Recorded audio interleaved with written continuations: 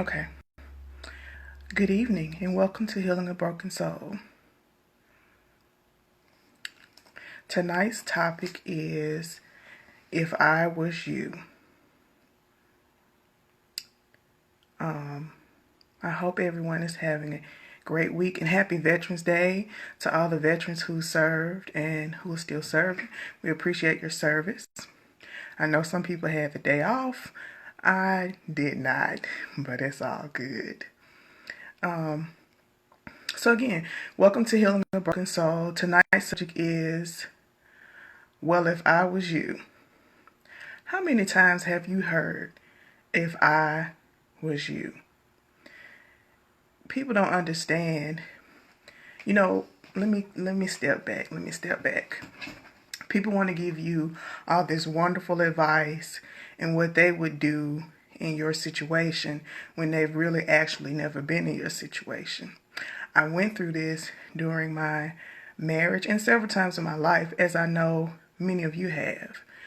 We have a tendency to want to vent to people and say, well, if I was you, I'd leave him. Or if I was you, I'd do this or I'd do that. But guess what? You're not me. And my uncle preached a sermon about that one time. He said, he was saying what I'm saying, if I was you, and then he said, but you're not me. And it makes a lot of sense. No, we're not knocking advice. Sometimes advice is welcome, but there are times when we need you to pray for us, or we just need somebody to listen. We don't always need your story to say, well, if I was you, because most of the time people are real negative. They're real, they're just abrupt with it, and I know I keep doing this facial thing, but that's how people are. For example, some of the things that I went through, during my marriage, people couldn't handle. I had people tell me all the time, you're so strong. I don't know how you went through that. It was God's grace and mercy. But I would get, for some people who did know, or the few people I would talk to, I would get, girl, if I was you, I'd leave him. If I was you, I'd take all the money and run. That, first of all, that wasn't a spiritual thing to do. And second of all, I had to get myself together. People have to get themselves together. They have to rise to that place in their life where, let me figure this out. Until you've walked in somebody's shoes and experienced the exact same thing that person has experienced, you don't know what they're going through. You don't know what they should do. If you have been in that place, in the exact same situation, then you can say what you did, but don't say if I was you.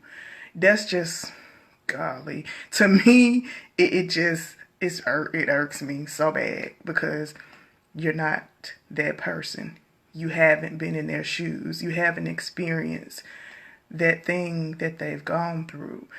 You hear the hurt. You hear the emotions. You see the emotions. You feel like you want to help them, but help them in a way that encourages them.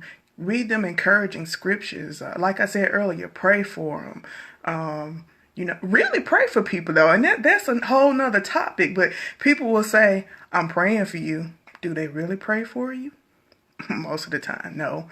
And this is from my own experience. It becomes sort of like a taboo type thing where people just follow the crowd. So if somebody say, I'm praying for you, yeah, most of the time they just talking. You do have genuine people who will pray for you. You have genuine people who really encourage you, who really care for you. But before you say, if I was you, really think about it. Really step back and go, wait a minute. I've never been in an abusive relationship. I've never been married to an alcoholic, or I've never been in a situation where I don't see my children, or whatever the situation may be. Really, really step back and think about that thing before you give somebody advice. if I was you, it's some deep stuff. We get so caught up in trying to, you want to console people, and but you're really